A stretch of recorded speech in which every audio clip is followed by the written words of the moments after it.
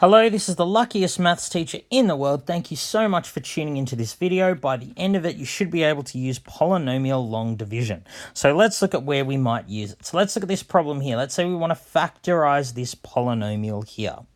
So we know from previous videos on the factor theorem, we try positive and negative factors of the constant term to try and come up with a linear factor. So this one should be really easy, right? Because 1 only has two factors, 1 and minus 1.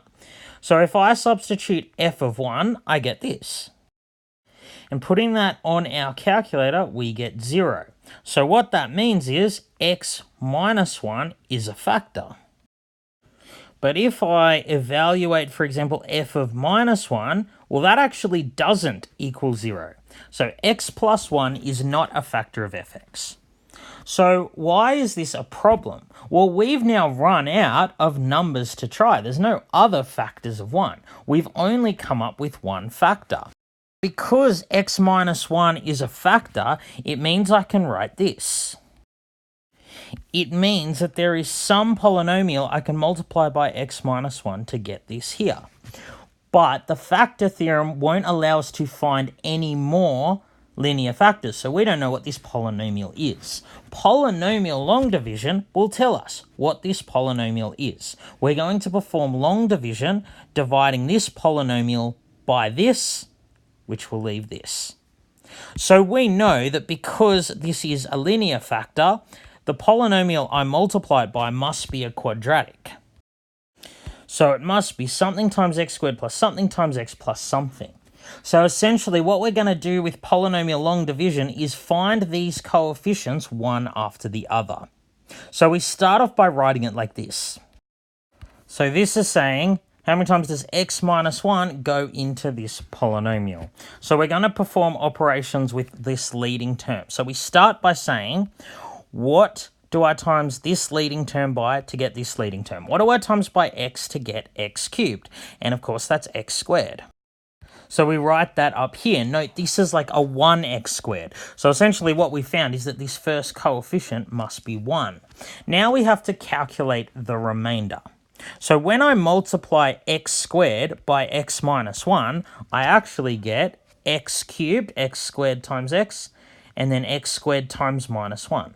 I actually get this, whereas I wanted to get this. So we calculate the remainder by subtracting.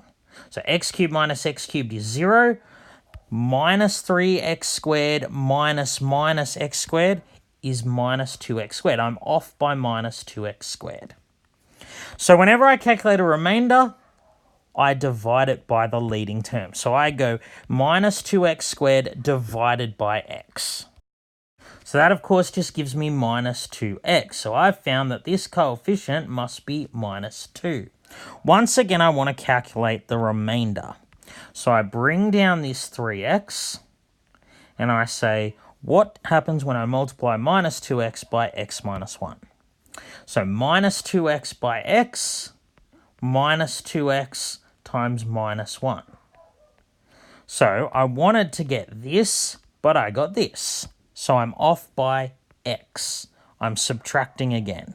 3x minus 2x leaves x. So whenever I've got a remainder, I divide it by the leading term. X divided by x is positive 1.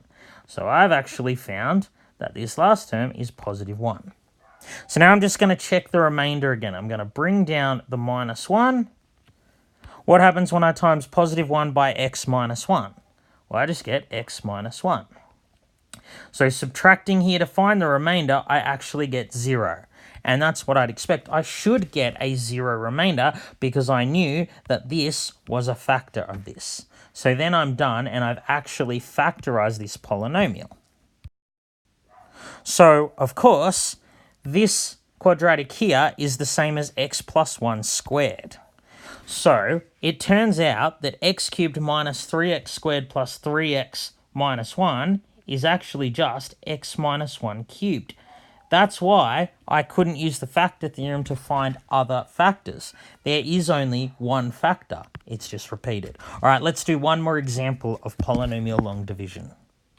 So we're going to perform this division. 2x to the power of 4 minus x squared plus 3x minus 5 divided by x plus 3. So let's write it using the notation we did on the previous slide.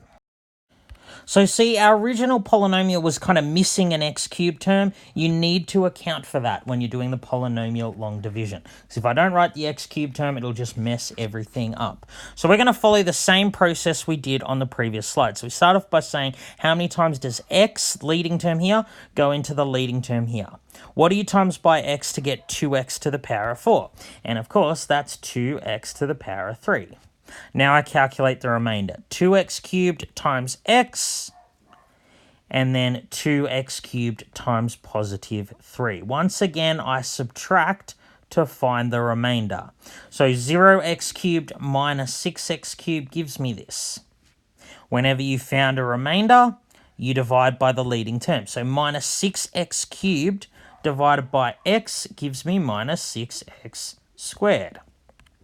Now we bring down this term to calculate the new remainder, and we go minus 6x squared times x, and then minus 6x squared times minus 3.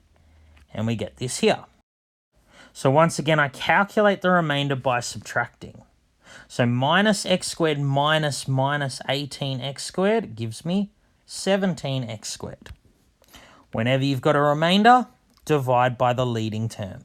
So 17x squared divided by x gives me positive 17x.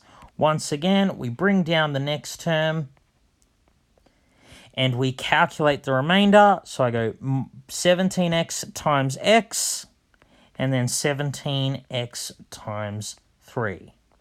To calculate the remainder, we subtract.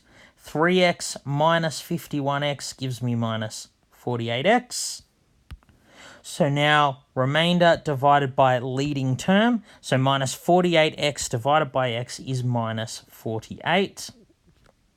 So then I repeat the process one more time. I bring down this term here, and then I multiply minus 48 by x, and then minus 48 by 3. So now, if I calculate the remainder, minus 5 minus 144 is 139. So because there was a non-zero remainder, it means this linear polynomial is not a factor of this one here. It means that I can write this polynomial like this. So this number in red is again the remainder. So one way we can sort of check we're on the right track, if I substitute in minus 3 into this polynomial, I should get 139 by the remainder theorem. And it turns out that we do. So we know that we've done something right. All right, I know this is really complicated. Please ask me if you don't understand. This has been the luckiest maths teacher in the world. Have a great day.